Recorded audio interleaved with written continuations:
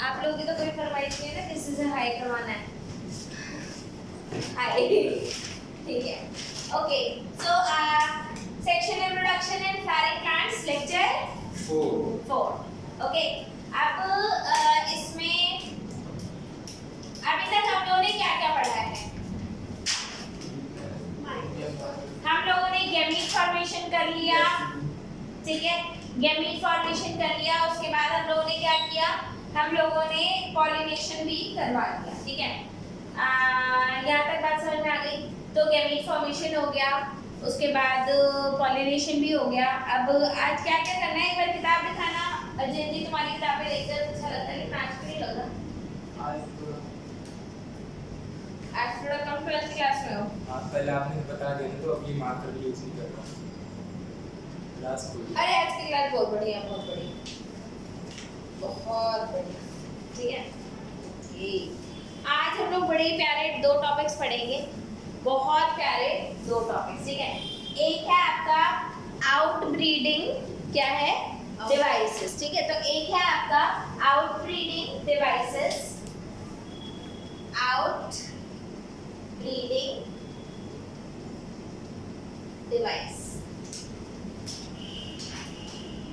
आएगा सर में? So one topic is your outbreeding devices and second topic जो आज हम करेंगे that's pollen pistil interaction, फिर थोड़ा सा hybridization। मतलब आज की थोड़ी एडवांस बायोलॉजी है जिसको करने में एटलीस्ट थोड़ा सा मजा आएगा। ओके ठीक है, अंशुमन दिख रहा है? बोर्ड पूरा दिख रहा है? बहुत बढ़िया, ठीक है। चलो आप लोगों को मैंने कल बड़े प्यारे प्यारे शब्द बताए थे, 3 शब्द बताए थे। एक तो था ऑटोगैमी, एक था जेटोनोगैमी और एक था जीनोगैमी, ठीक है। ऑटोगैमी बोले तो pollination with the same flower, ठीक है।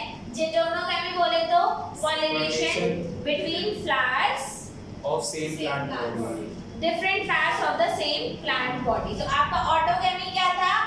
ऑटोगैमी हमारा क्या है? Autogamy is pollination within same flower, same flower। फिर आपका जेटोनोगैमी क्या है?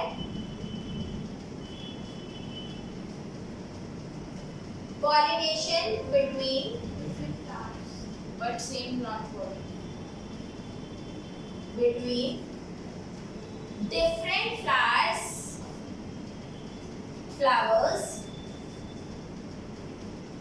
of same plant body।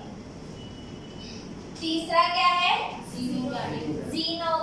Xenogamy बोले तो different flowers and different plant bodies, pollination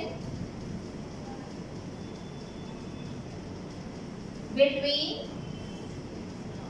different flowers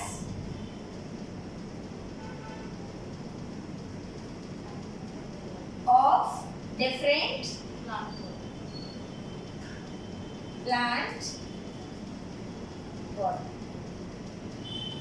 समझ में आई ये बात या नहीं आई? आ गई, ठीक है।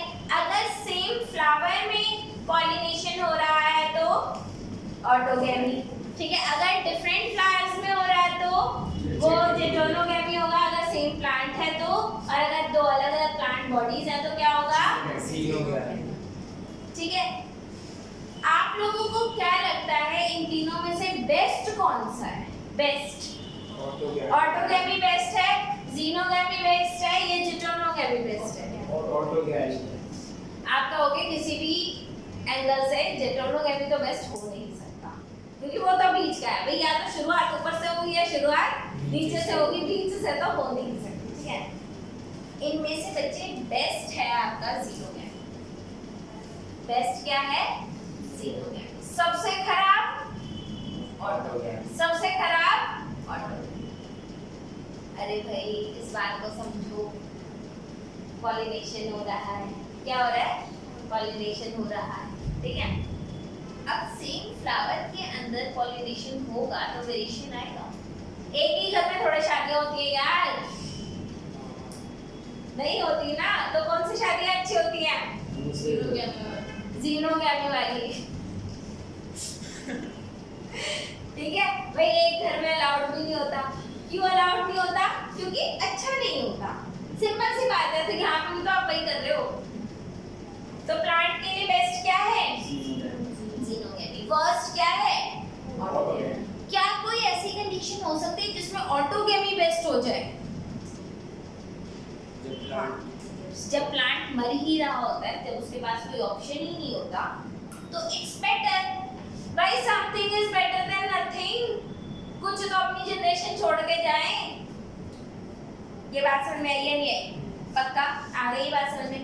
ठीक है, तो which is the best thing? Xenogamy. ठीक है, अब प्लांट जो है वो बाइसेक्सुअल है। प्लांट क्या है? बाइसेक्सुअल है। अच्छा, pollination with in same flower को हम बोलते हैं inbreeding. Pollination with in same flower को क्या बोलते हैं? इनब्रीडिंग। इनब्रीडिंग। अच्छा, वैसे एक ही घर में शादियां अलाउड क्यों नहीं होती? हाँ, any particular reason? Talk in terms of science, you are a scientist, मतलब छोड़ जान दो। इसलिए मैंने सुना था कुछ मतलब डिफॉर्मिटी आती है ऐसे Yes. Most of the diseases they are recessive. Most of diseases are recessive. और अगर सेम ही घर में शादियाँ होती जाएगी तो वो recessive characters बढ़ जाते हैं, जिसकी वजह से diseases होने के chances बढ़ जाते हैं। इसीलिए क्या करा जाता है? बहुत दूर दूर की शादी होती है। तो ये जो रिसेसिव कैरेक्टर बढ़ जाता है, इसको हम क्या बोलते हैं? Inbreeding depression. इसे क्या बोलते हैं? Inbreeding depression. ठीक है, इनब्रीडिंग से क्या इंक्रीज होता है? होमोजाइगस। होमोजाइगस पता है? होमोजाइगस, अबे होमोजाइगस सेम चेक कर लो। Capital T small T, capital T small T, cross बना लो। Capital T capital T, capital T small T, small ये हो गया, फिर स्मॉल टी। इसकी सारी प्रोजेनीज होमोजाइगस, इसकी सारी प्रोजेनीज होमोजाइगस, फिर इनकी भी कुछ होमोजाइगस होती जाएंगी। तो अगर इन्हीं की क्रॉसिंग बार बार कराते जाओगे तो क्या होगा? होमोजाइगोसिटी बढ़ जाती है, और होमोजाइगस के केस में बहुत सारी डिजीजेस मोस्ट कॉमन हो जाती है। बात समझ में आई? होमोजाइगोसिटी बहुत सारी डिजीजेस को इनविटेशन, ओपन इनविटेशन देता भैया आ जाओ। ठीक है, तो आपका क्या होता है? वो inbreeding depression. Inbreeding depression I बात समझ में? इनब्रीडिंग डिप्रेशन जिससे प्लांट में, अच्छा इनब्रीडिंग क्या करता है? पहले तो इनब्रीडिंग क्या करता है? It increases homozygosity. ठीक है, I think it is and recessive characters leads to inbreeding depression. ये क्या बढ़ा देता है? leads to inbreeding depression। बहुत ज़्यादा inbreeding depression हो जाता है, इसीलिए inbreeding तो नहीं करवानी। अब प्लांट तो पोलन ग्रेन को कैसे पता कि मेरे को इधर जाना है या नहीं जाना? या फिर जैसे मान लो आपको पता है इंसेक्ट पॉलिनेशन होता है, विंड पॉलिनेशन होता है, और कौन सा पॉलिनेशन होता है? वाटर पॉलिनेशन होता है। वाटर को थोड़े पता है इस फ्लावर पे लेके जाना और इस पे नहीं लेके जाना, वाटर को तो नहीं पता।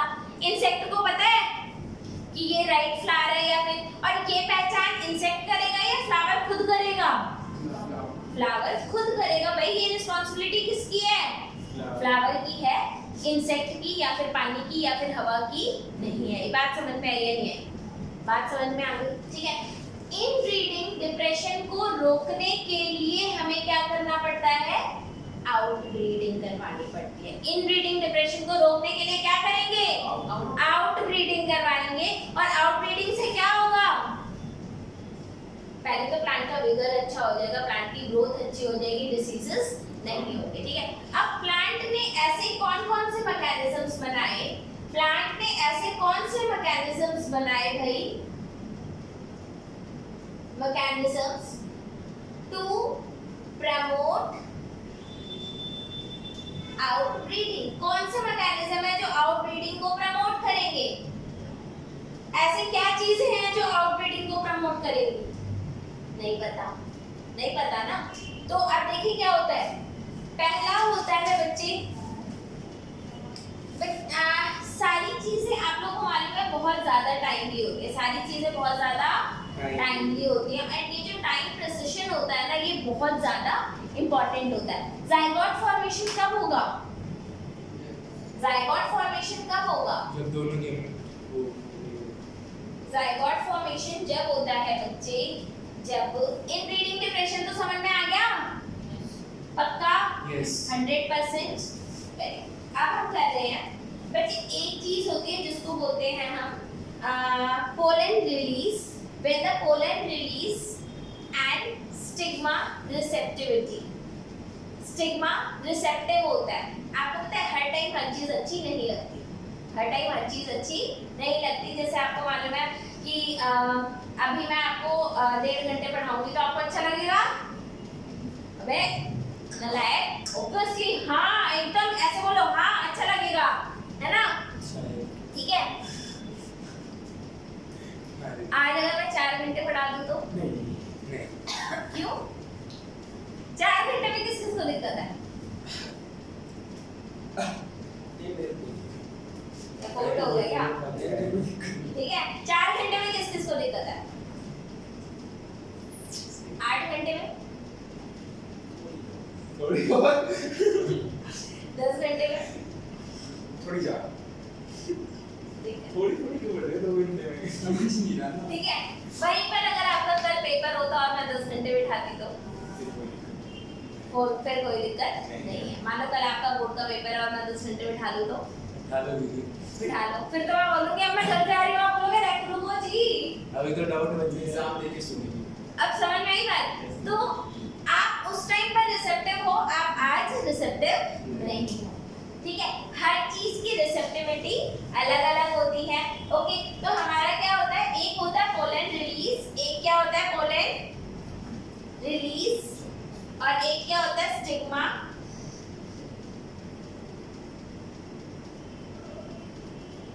Receptivity.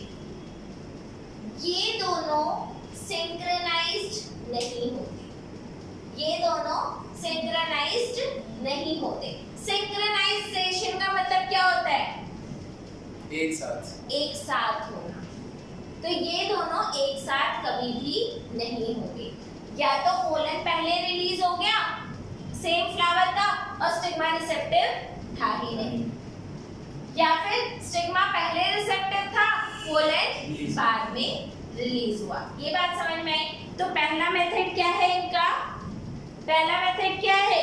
The flower, okay, majority of flowering plant produces hermaphrodite flowers, so pollen grains are likely to come in contact with the stigma of the same flower. ठीक है, this continued self pollination will result in inbreeding depression.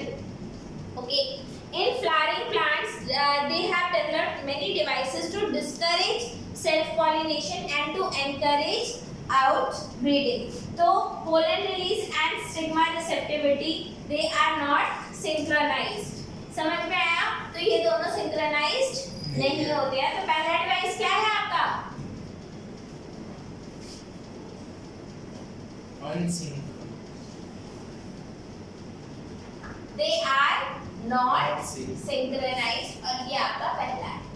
ठीक है, pollen release and stigma receptivity, they are not synchronized. ये किसको समझ में नहीं आया?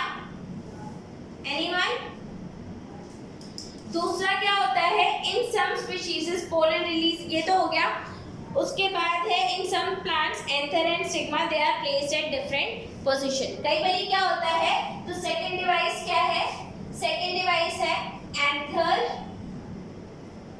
and stigma are placed at different levels. आई बात समझ में? तो होगा क्या? अब इधर एक बात समझो, ये आपका स्टिग्मा है और एंथर की हाइट सिर्फ इतनी है,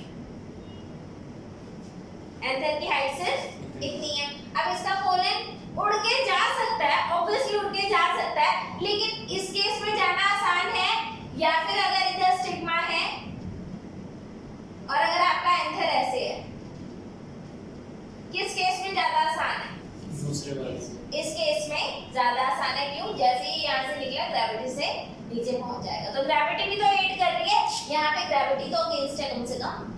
और कुछ भाई ये स्टिग्मा थोड़ा आ जाएगा नीचे, हाँ। आई बात समझ में? तो इधर क्या करते हैं, ये anther and stigma are placed at different levels. लेकिन हाँ एक बात याद रखना, ये सिर्फ मेथड्स है, ये सिर्फ मेथड्स है। 100% ऐसा नहीं होता कि अगर डिफरेंट प्लेस पे रख दिया तो इनका सेल्फ पॉलिनेशन हो भी नहीं सकता, हो भी सकता है। आई बात समझ में? आई बात समझ में? ठीक है, तो पहला क्या था? Pollen release and stigma receptivity are not synchronised, are not synchronised. फिर दूसरा क्या था? Anther and stigma are placed at different level. तो एंथर को अलग लेवल पे रखा जाता है, स्टिग्मा को अलग। क्यों? ताकि डायरेक्ट वो कांटेक्ट में ना आ पाए। आई बात समझ में? तीसरा मेथड होता है सेल्फ इनकम्पैटिबिलिटी। तीसरा क्या होता है? Self incompatibility.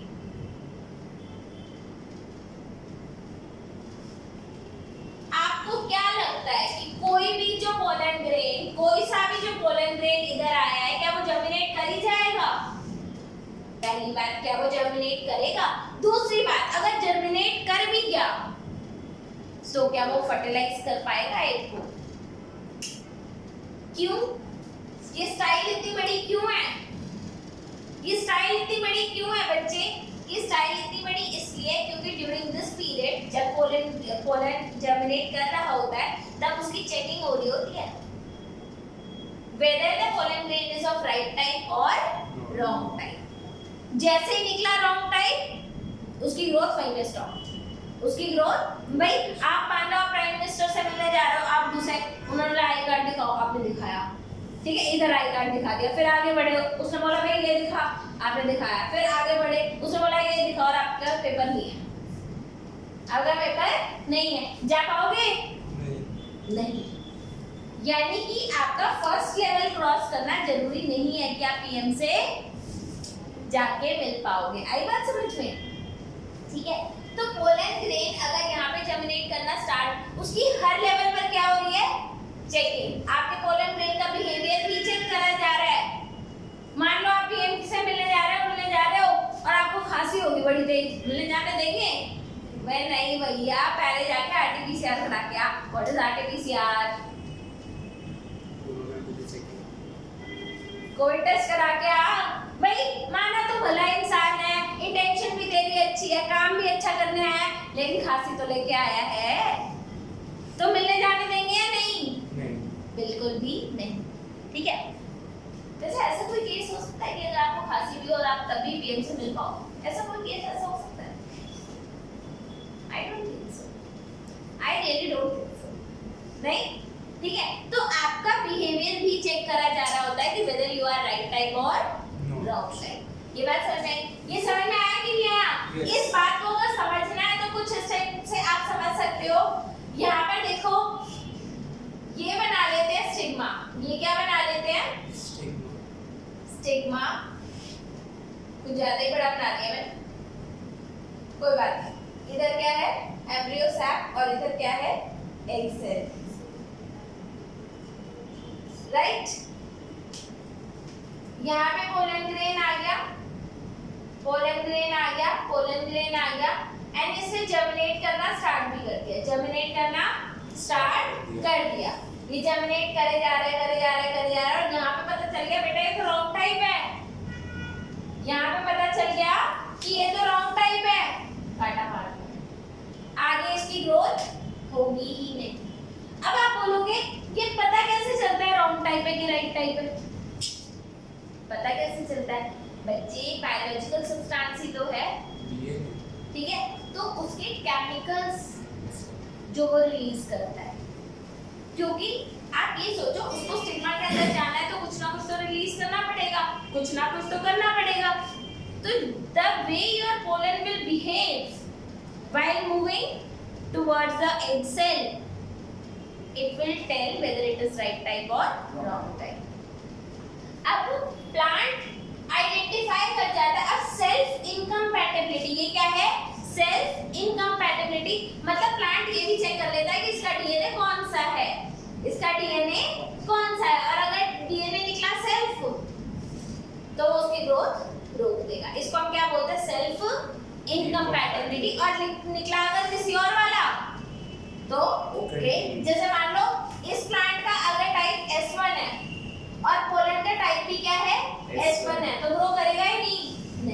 लेकिन अगर ये S2 है तो ग्रो कर जाएगा, क्योंकि ये क्या है? Self incompatibility. इनकम्पैटिबिलिटी तो मालूम है ना? आई बात समझ में? ठीक है। चौथा डिवाइस क्या होता है जिससे प्लांट आउटब्रीडिंग को प्रमोट करता है? तो पहला, दूसरा, तीसरा तो I hope it is clear. चौथा पॉइंट क्या होता है बच्चे? चौथा पॉइंट आपका होता है सेल्फ इनकम्पैटिबिलिटी के बाद कौन सा पॉइंट आएगा?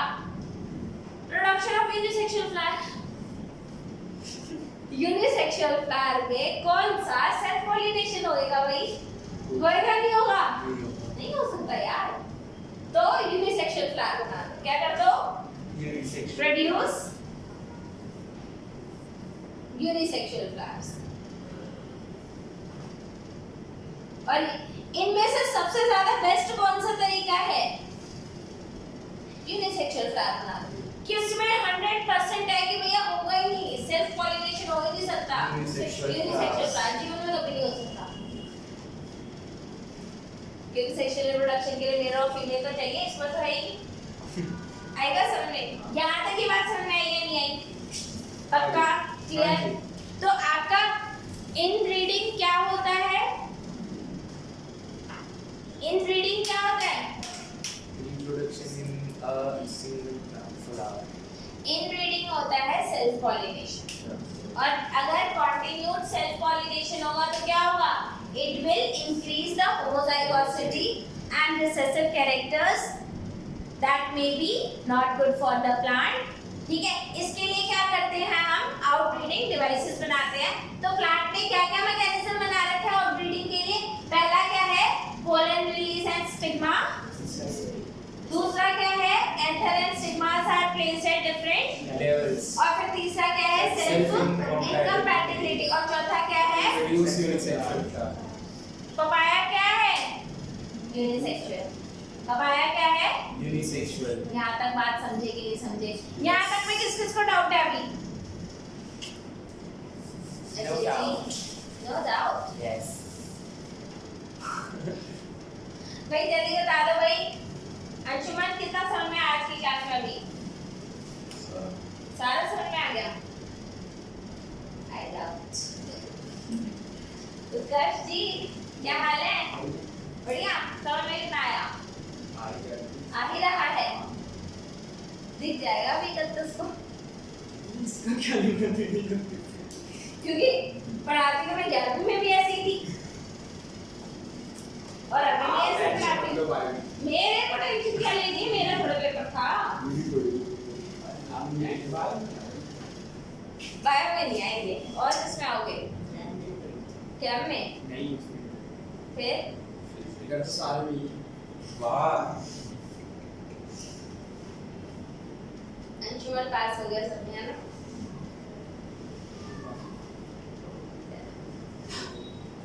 ओके फाइन, आगे बढ़े। यहाँ तक क्लियर हो गया हो तो 24 मिनट की क्लास ले ली।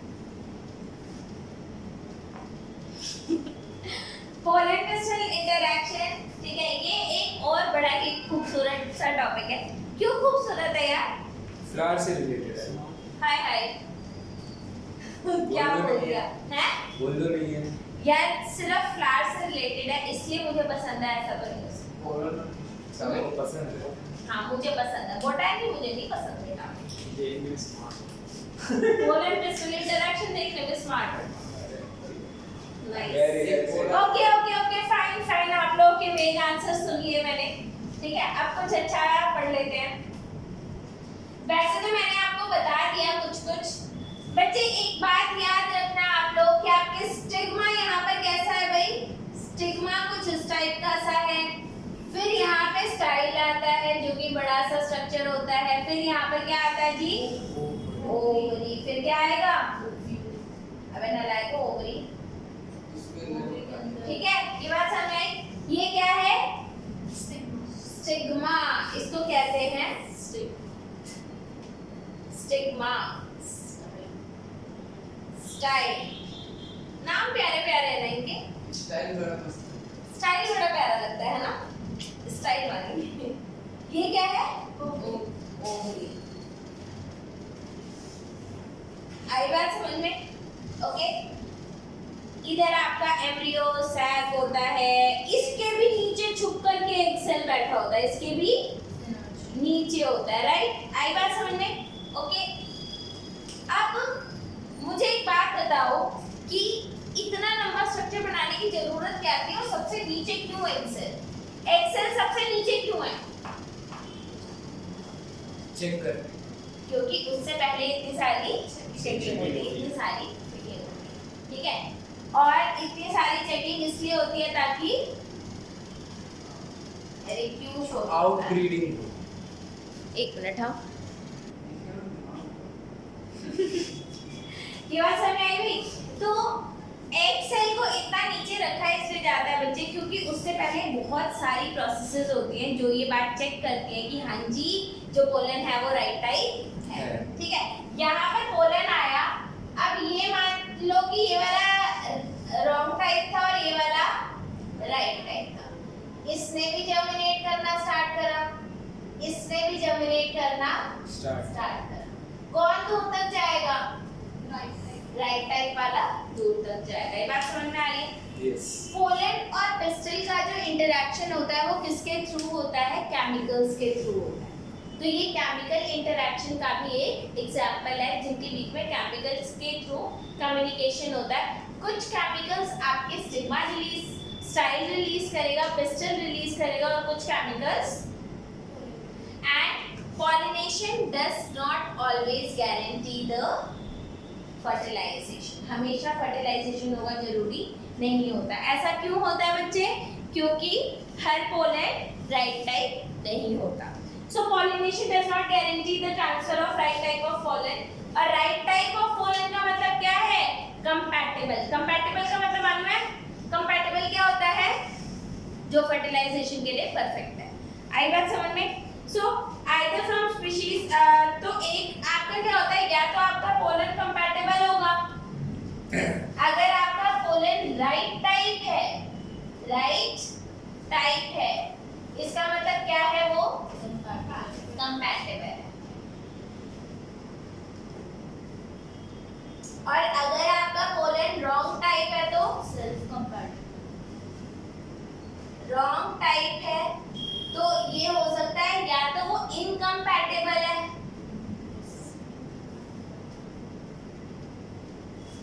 इनकम्पैटिबल मतलब किसी और ही स्पीशीज का आ गया है। जैसे अब आलू में मैंगो तो नहीं डाल सकते ना, आलू के पौधे में मैंगो तो नहीं डाल सकते, और या फिर सेल्फ इनकम्पैटिबल है, या फिर सेल्फ कि एकदम सेम है, इतना ज्यादा सेम हो गया कि आप लोगों ने वैसे भी तो शादी में देखा होगा, एक घर में शादी नहीं होती लेकिन बहुत ज्यादा दूर भी तो नहीं होती, कास्ट चेंज कर इंटरकास्ट मैरिजेस भी कई अलाउ होती है, वो भी भाई कास्ट भी सेम होनी चाहिए। तो ये भी उस बात का ध्यान रखता है कि कास्ट, अरे भैया तुम लोग अपने गम बाद में देख लेना, आप लोग को अभी से ही गम होने लग गए क्या?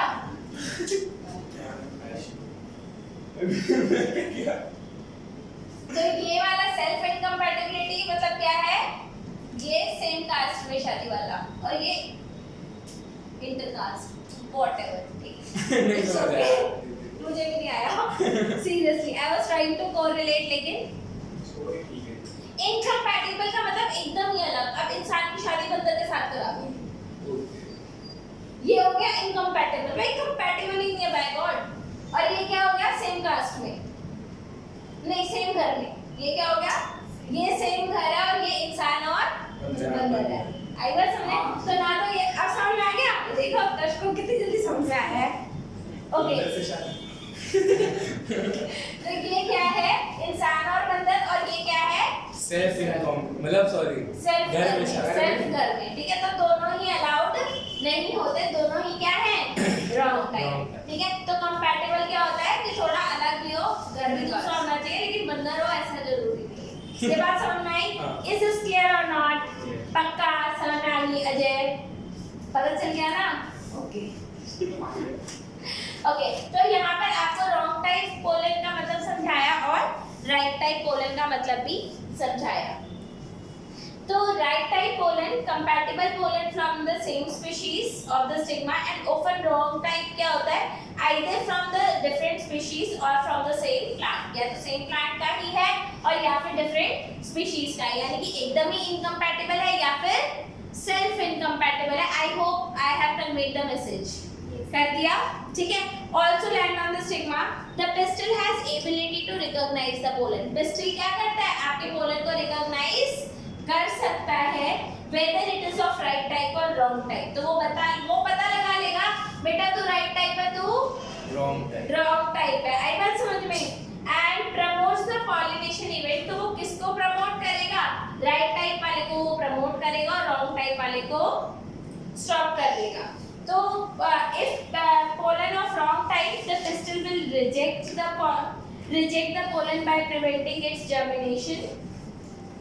The ability of pistil to recognize the pollen followed by its acceptance or rejection result in continuous dialogue of between pollen grain and the pistil, ठीक है। Component of the pollen interacting with those pistil, and it is the only recent year that botanists have able to identify some of the pollen and pistil component that interaction leading to recognition followed by acceptance or rejection। ये बात समझ में आया या नहीं आया? नहीं आया, नहीं आया, नहीं आया बच्चे। ability of the pistil to recognize whether the pollen is of right type or wrong type. Ability of the pistil to recognize whether the pollen is right type or wrong type. If right type, then acceptance, If wrong type, then rejection. ये होता है आपका pollen pistil interaction. If the pollen is of right type, then it will continue to germinate, and if it is wrong type, then it will be rejected.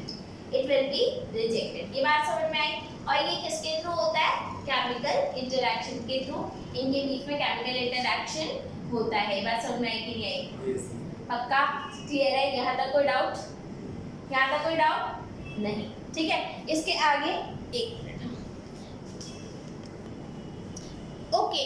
अब यहाँ पर आप लोग एक बात याद रखना बच्चे कि ये जैसे आपकी जो जर्मिनेटिंग पोलन ट्यूब है, ठीक है, ये यहाँ पर जर्मिनेट कर रहा है।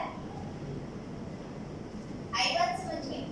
आपके पोलन ग्रेन कौन से स्टेज पर शेड होते हैं, या तो 2 सेल स्टेज पे या फिर 3 सेल स्टेज पे। 2 सेल स्टेज में क्या क्या चीजें होती है बच्चे? एक होता है आपका वेजिटेटिव सेल,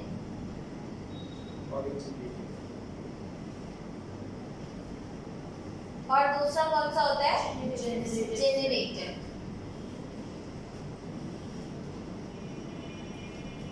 और फिर आपकी 3 सेल स्टेज क्या होती है, वेजिटेटिव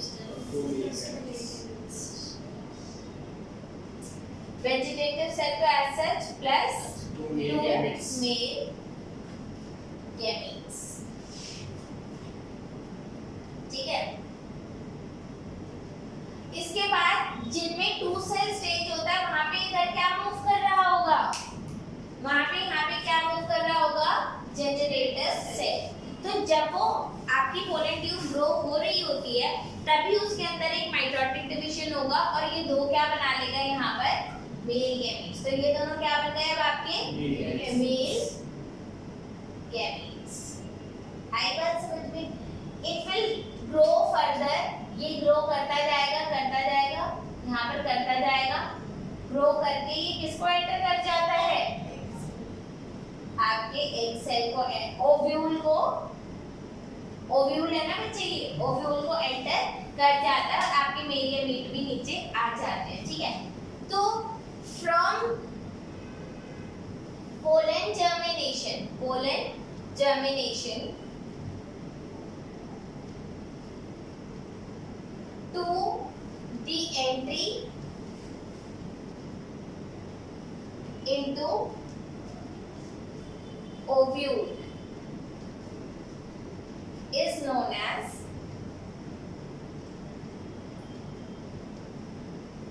pollen pistil interaction। इसे क्या बोलते हैं? पोलन पिस्टल इंटरैक्शन, ठीक है। इसके बाद इसमें फर्टिलाइजेशन होता है और फर्टिलाइजेशन के बाद क्या होता है?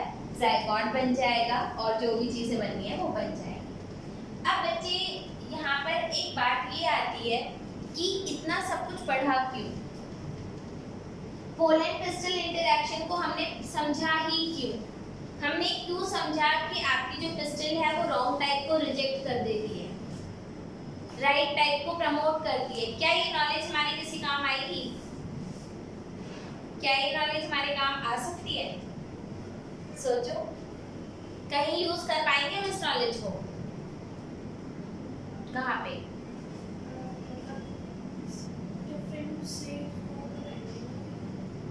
बच्चे एक बात याद रखना, it is just a plant, ठीक है। अब प्लांट नेचर ने बनाया है और नेचर ने अपना मैकेनिज्म बना दिया कि अगर रॉन्ग टाइप का पोलन है तो इधर ही वो रिजेक्ट हो जाएगा। ये बात समझ में आई? और पोलन ग्रेन के पास कोई एबिलिटी नहीं है कि वो यहाँ से एंटर कर जाए, कोई एबिलिटी नहीं है। पोलन के पास ये एबिलिटी नहीं है, लेकिन हमारे पास तो है। हमारे पास तो है, हम तो इंजेक्शन के थ्रू इधर भी डाल सकते हैं। हमें पता है रिजेक्शन कहाँ होना है, इधर, तो हमने इधर डाल दिया। तो इसको हम क्या करते हैं, मान लो दो प्लांट्स हैं जिनके बीच में हमें क्रॉस कराना है, जिसके बीच में क्रॉस पॉसिबल है ही नहीं, मतलब नेचर ने अलाउड नहीं कर रखा, लेकिन हमें कराना है। अब आप कहोगे आपको इतनी चुल क्यों है? ऑब्वियसली, ठीक है। तो कराना ही क्यों है, सोचो? ताकि बेटर प्लांट है, मतलब ताकि बेटर प्लांट है, ठीक है, ऐसा हमें लगता है, ठीक है।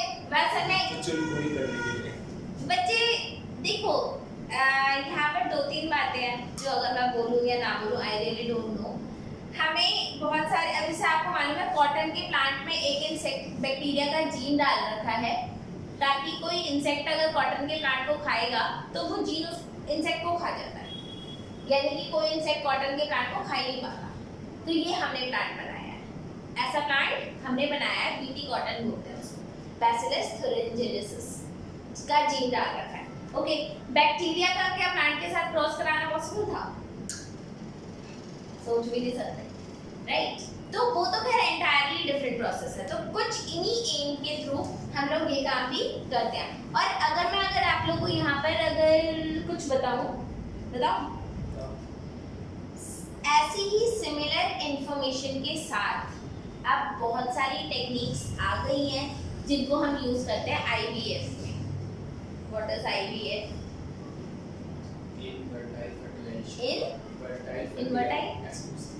इन विट्रो फर्टिलाइजेशन, ठीक है, जिसमें हम क्या करते हैं, हमें मालूम है कि बॉडी में कहाँ पर प्रॉब्लम आ सकती है, हमें पता है, नाउ वी नो एवरीथिंग, ठीक है। तो जो भी कंपोनेंट प्रॉब्लमेटिक होता है हम उसे ही हटा देते हैं, बाकी सारी चीजें हमें मालूम है। तो उस इंफॉर्मेशन को यूज करके हम डेफिनेटली इन विट्रो फर्टिलाइजेशन कर सकते हैं। तो ह्यूमंस में तो ये बहुत वैलिड लगता है, ह्यूमंस के केस में बहुत वैलिड लगता है कि चलो okay, you can have your own child, right? एक मिनट बच्चे,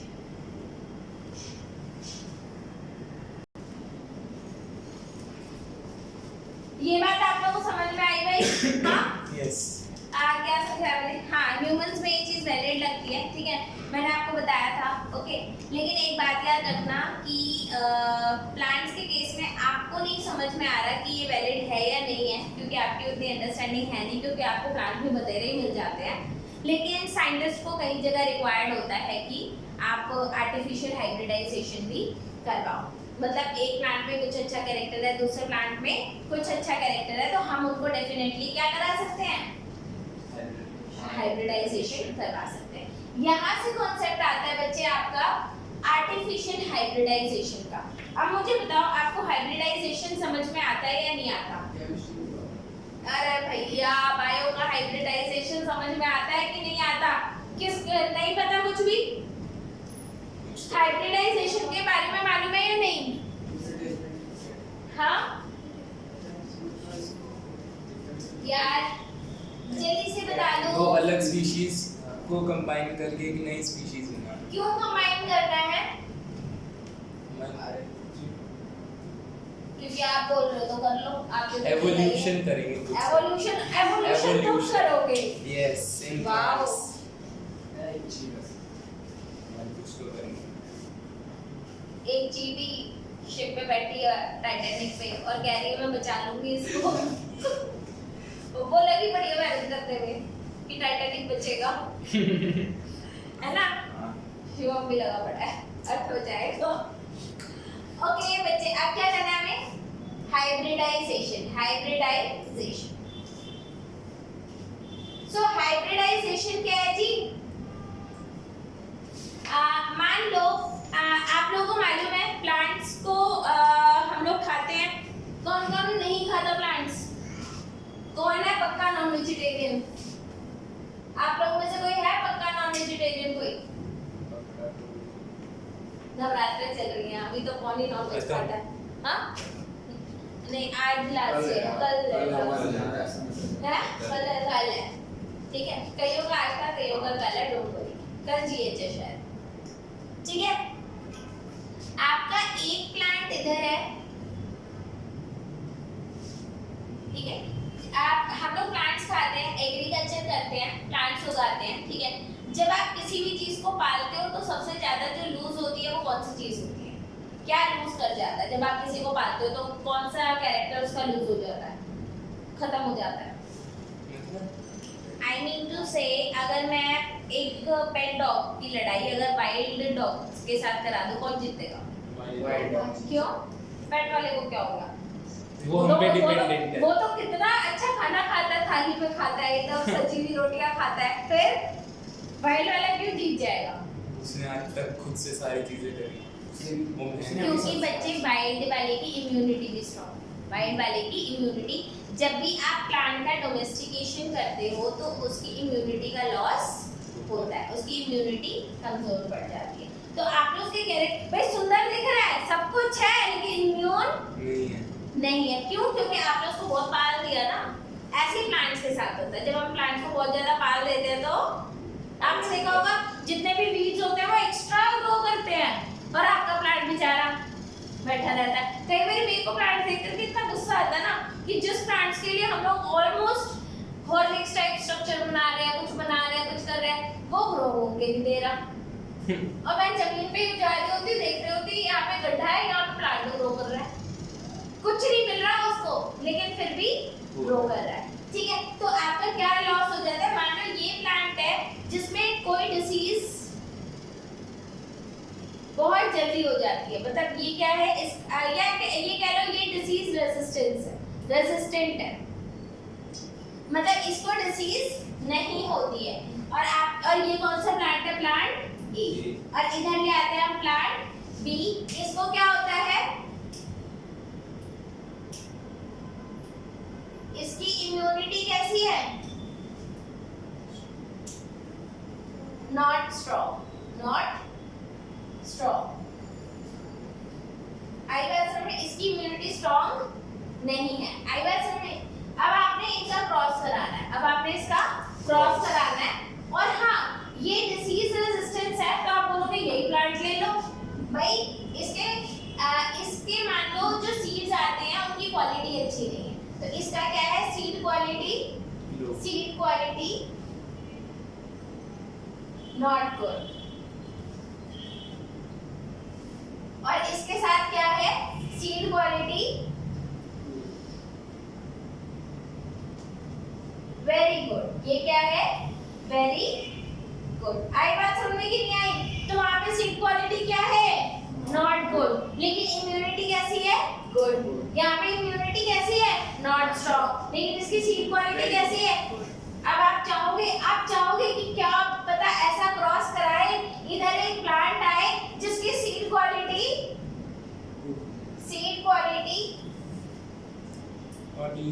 गुड हो और वो डिसीज रेजिस्टेंट भी हो, दोनों कैरेक्टर्स हो। इसके लिए हमें क्या कराना पड़ेगा? दोनों का क्रॉस कराना पड़ेगा। समटाइम्स क्रॉस कराना पॉसिबल होता है, समटाइम्स क्रॉस कराना पॉसिबल नहीं। ठीक है, तो उधर हम अपनी वो पोलन पेस्टल इंटरेक्शन की नॉलेज को यूज कर सकते हैं। तो मान लो क्रॉस कराना पॉसिबल नहीं है तो हम करवा देंगे। आ रही है बात समझ में कि नहीं आ रही है? हालांकि अब हमने ऐसी टेक्निक ढूंढ ली है जिससे हम कुछ भी कर सकते हैं भैया। वायरस का जीन अपने अंदर डाल लेंगे, कुछ भी कर सकते हैं, हम कुछ भी कर सकते हैं। ज्यादा से ज्यादा क्या होगा? बस काम खत्म। इससे ज्यादा तो कुछ है ही। और इतना अच्छा काम होगा, पॉपुलेशन कम। बताओ, दोनों ने और काम नई कर पॉपुलेशन वायरस वाली सी। क्या क्या? और नई पॉपुलेशन अलग मॉडिफाइड हो जाएगी। एग्जैक्टली, बहुत बढ़िया। ठीक है, कुलाची गांव की भी पॉपुलेशन कम। चलो ओके, अब इधर आ जाओ। वो कभी कम नहीं होगी दीदी। हां, ये बात सही है, कुलाची गांव। ठीक है, ये समझ में आया। इसके आगे आपका क्या है? यहां तक तो हो गया। ठीक है, अब मान लो कि ये वाला जो फूल है, ये जो फूल है, इसमें ये उसका स्टिग्मा है और ये क्या है? एंथर है। और ये आपका क्या है बच्चे? ये आपका फूल है। और नापसंद आए तो मैं कुछ कर नहीं सकती। ठीक है, ये आपका स्टिग्मा है और ये आपका एंथर। आई बात समझ में? और ये आपका फिर से फूल। ठीक है, अब किसी प्लांट को आप एज अ मेल सेलेक्ट करोगे और किसी प्लांट को आप एज अ फीमेल सेलेक्ट करोगे। डेफिनेटली यस और नो? ठीक है, मान लो मैंने बोला कि इस प्लांट को हम मेल बनाएंगे और इसको, तो हमें क्या करना पड़ेगा? जिस प्लांट को आप एज अ फीमेल ट्रीट करवाना चाहते हो, जिस भी प्लांट को आप एज अ फीमेल ट्रीट करवाना चाहते हो, उसके एंथर काट दो, उसके एंथर काट दो। आपने क्या करा? Anther remove. एंथर रिमूव हो गए बच्चे। आई बात समझ में कि नहीं आई? इसका एंथर खत्म कर दिया। अब ये फीमेल प्लांट की तरह बिहेव कर सकता है। कैसे काटते हैं? एंथर कैसे काटते हैं? वो होती है आपका फोर्सेप के थ्रू कट कर दो। ठीक है, मैंने ये काम किया हुआ है। हां, क्या करा है? ये वो फ्लैट डाइसेक्शन। अबे यार, मैंने हाइब्रिडाइजेशन करवाया हुआ है। वो किए तो ठीक है, और मेरा जो कारण था हाइब्रिडाइजेशन कराने का, I won't explain it to you. और किस प्लांट को एज अ मेल लिया जाए, किस प्लांट को एज अ फीमेल लिया जाए, ये भी एक बहुत बड़ा क्वेश्चन था। जिसको अक्कड़ बक्कड़ नहीं बच्चे, इट वाज LOGIC। ठीक है, छोड़ोगे लॉजिक। कोई नहीं, it's okay, it's not common in common people. ठीक है, तो अब मेरा प्लांट ना यार, एक तो मेरे प्लांट की ना टोटल हाइट ही इतना प्लांट होता था हमारा, उसमें फूल चिन्ह से, जिनके एंथर भी ना दिखते ढंग से। एंथर के लिए भी वो पहनना पड़ता था, क्या बोलते हैं, लेंस। ठीक है, जैसे ही आपने मान लो ये फूल है, इसको यहाँ से पकड़ा, पर प्लांट नाराज हो गया। कैसे नाराज होगा? सूख जाता था, वहीं पे पकड़ने के साथ ही सूख जाता था। अब अगर काटना है तो पकड़ना तो पड़ेगा। ठीक है, अब ध्यान रखना होता था भाई कि जोर से पकड़ दिया तो वैसे ही मर जाएगा। तो इन सब बातों का ध्यान रखना होता है। तो when you are cutting it, और इधर से क्या करना है? आपको पोलन लेने हैं। इधर से क्या करना है? पोलन लेने हैं, और फिर ये वाले पोलन इस पे डस्ट करने हैं, और फिर इसकी बैगिंग कर देनी है। अच्छा, जिसमें आप एंथर को रिमूव करते हो उसे बोलते हैं इमस्क्यूलेशन। उसे क्या बोलते हैं? इमस्क्यूलेशन।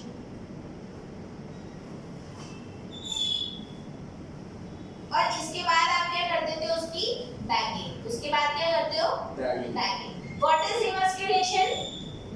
Cutting of stigma.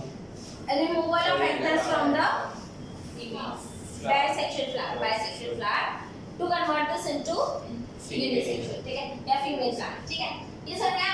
अब जब आपने इसको कट किया तो प्लांट ऑलरेडी बहुत ज्यादा स्ट्रेस्ड है, जब आपने इसे कट किया तो प्लांट ऑलरेडी बहुत ज्यादा स्ट्रेस्ड है, तो अगर आपने शाम को कट किया है तो उसको ओवरनाइट रहने दो ताकि वो थोड़ा सा रिकवर करे, उसके बाद सुबह जाकर के आप पॉलिनेशन कर दो और फिर आप बैक कर देते हो ताकि और कोई पोलन आकर के उसको वो ना करे, क्या ना करे, पॉलिनेट ना करे। ये बात समझ में आ गई। इसके बाद यहाँ पर क्या होगा, आपका फ्रूट बन जाएगा, फ्रूट बन जाएगा। अब वो जो फ्रूट आएगा उसके अंदर जो सीड्स होंगे वो कौन से प्लांट के सीड्स हैं, जिनमें कॉम्बिनेशन ऑफ ऑफस्प्रिंग्स होंगे, और इसको फिर हम आगे ग्रो करते हैं। ग्रो करने के बाद चेक करते हैं कि ये दोनों क्वालिटीज कंबाइन हुई है या फिर दिस एंड दिस कंबाइन हो गया। भाई ये तो नेचुरल है ना, कुछ भी कंबाइन हो सकता है। हो सकता है जो प्लांट आया उसकी स्वीट क्वालिटी भी बढ़िया नहीं था और इम्यून सिस्टम भी बढ़िया नहीं था। यार यहाँ तक की बात समझ में आई या नहीं आई? किसको कोई डाउट है अभी तक? तो ये है आपका आर्टिफिशियल हाइब्रिडाइजेशन। और बच्चे जब हम अपने एक्सपेरिमेंट्स करते हैं तो many times we need to do this. हालांकि अगर मैं आपको बताऊं तो मेरी पीएचडी का डिले का कारण ही यही है, सीरियसली।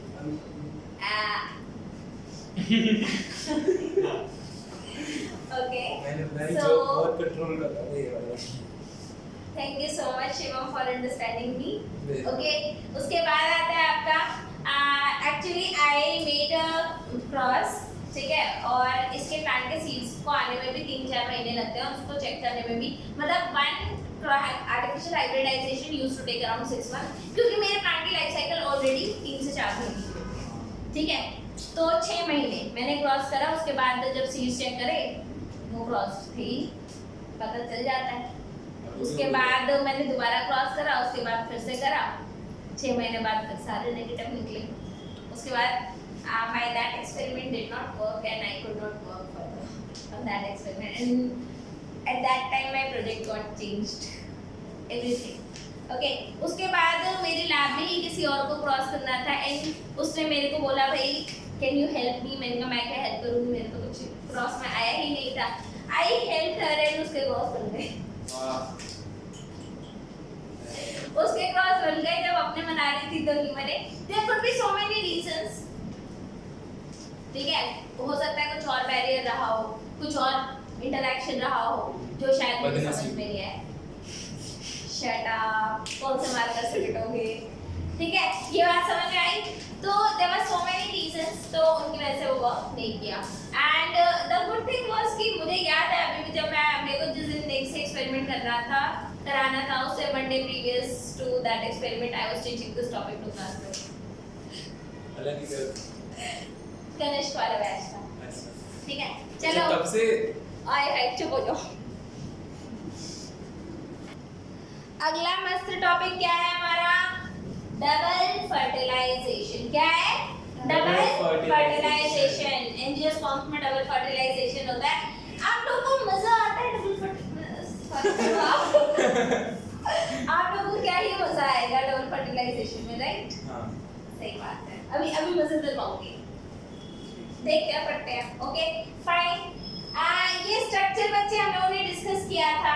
ओव्यूल आपका यहाँ पर होता है, इसकी ओरिएंटेशन इधर होती है। नीचे क्या है? Egg cell. उसके बगल में कौन है? सिनर्जिड्स, ठीक है। सिनर्जिड्स के अंदर एक बड़ा ही फिंगर लाइक स्ट्रक्चर, अच्छा स्ट्रक्चर प्रेजेंट होता है, फिलीफॉर्म एपैरेटस। ऊपर क्या है?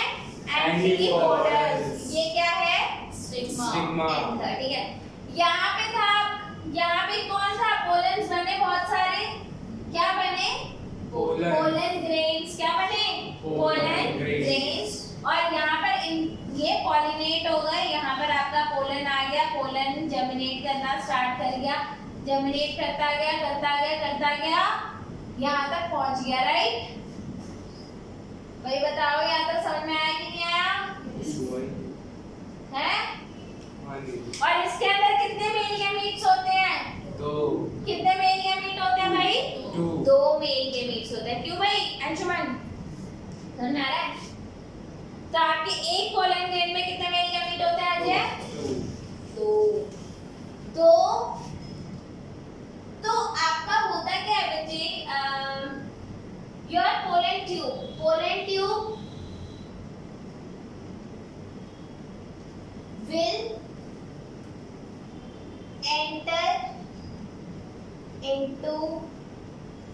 will enter into ovule, ठीक है? एंड ओव्यूल में एंट्री में गाइड कौन करता है उसको?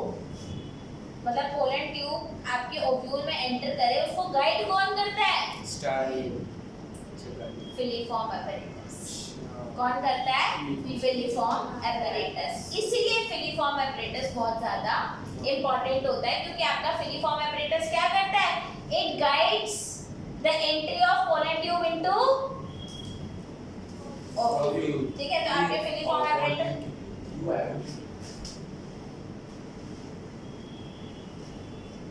ओव्यूल, ठीक है? Ovule, okay? ये बात समझ में आई? So your filiform apparatus guides the entry of pollen tube into ovule. यहाँ समझ में आया? और अगर आपके किसी एम्ब्रियो सैक में by chance by mistake synergids नहीं है तो क्या होगा? एग सेल खुद सिनर्जिड फिलीफॉर्म apparatus बनाता है क्योंकि फिलीफॉर्म apparatus बहुत ज्यादा इंपॉर्टेंट होते हैं। ये बात समझ में आ गया? तो once your filiform apparatus which is present in the synergid, तो synergid में क्या प्रेजेंट है? Filiform apparatus। बोलोगे कि नहीं? फिलीफॉर्म apparatus का प्रायोरिटी लेवल क्या होगा? N होगा। आई बात समझ में? जब ये उसके अंदर एंटर कर गया तो फर्स्ट मेल गैमीट कहाँ जाता है? जाता है पोलर न्यूक्लियाई के पास और क्या बना लेता है बच्चे? मेल गैमीट का priority level N। Haploid polar nuclei दो होते हैं ना, तो 2N। इनसे बनता क्या है? क्या बनता है? PEN। ये क्या होता है? Primary endosperm nucleus. आई बात समझ में? प्राइमरी एंडोस्पर्म न्यूक्लियस आई सब में कि नहीं आई? यस दीदी। सच्ची आ गई? ग्रेट। अब क्या होता है आपके पास? अच्छा हाँ, यहाँ पर प्राइमरी एंडोस्पर्म न्यूक्लियस का वो क्या होगा? प्रायोरिटी लेवल क्या होगा? 3N बच्चे, 2N plus N 3N triploid. इसे क्या बोलते हैं? ट्रिप्लॉइड, ठीक है? उसके बाद आता है आपका PN होगा। ये आपका किस में डेवलप हो जाता है? It develops into endosperm. किस में डेवलप हो जाता है ये? एंडोस्पर्म, ठीक है? फिर सेकंड मेल गैमीट आता है। Second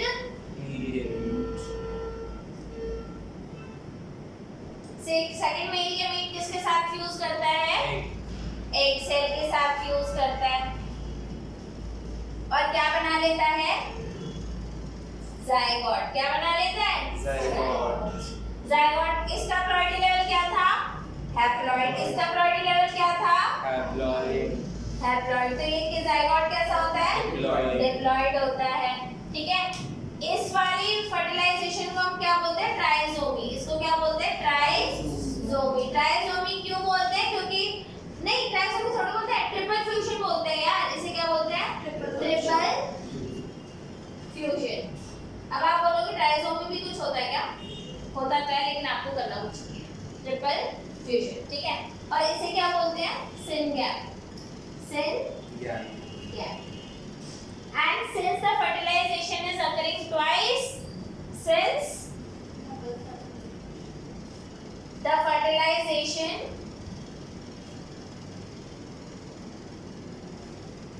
is occurring twice, it is called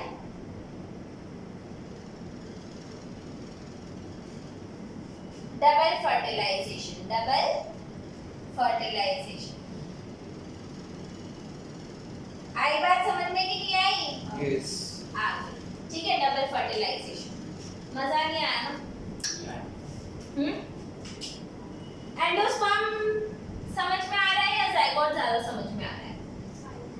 zygote ज्यादा समझ में आ रहा है। एंडोस्पर्म नहीं आ रहा ना?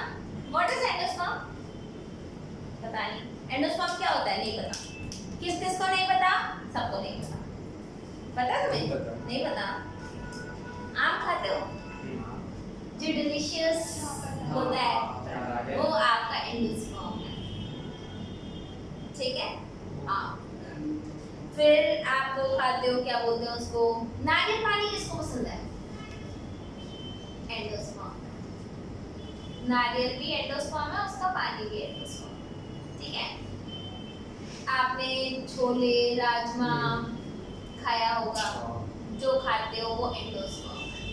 Which is more delicious, endosperm या जाइगोट? अबे सीट तो निकाल के फेंक देते हैं।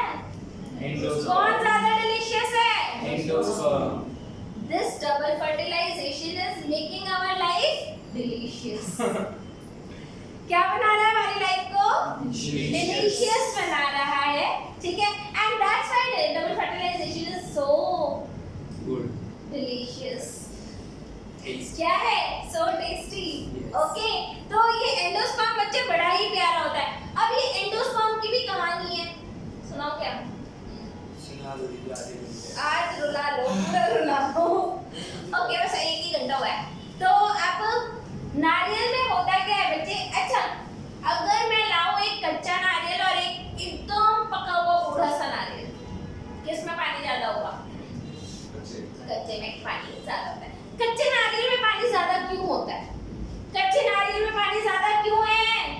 क्योंकि बच्चे जब एंडोस्पर्म उसमें बनता है ना, तो उसमें सिर्फ फ्री न्यूक्लियर डिविजन्स होती है बच्चे, और वो जो पानी है ना उसमें सिर्फ न्यूक्लियस है, उसमें सिर्फ न्यूक्लियस होता है। बाद में उस न्यूक्लियस का क्या हो जाता है?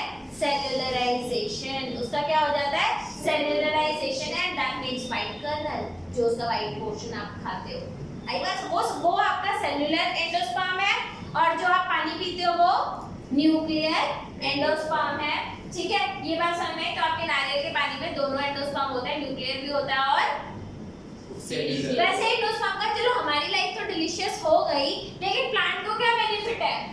प्लांट को क्या बेनिफिट मिलता है इस एंडोस्पर्म से?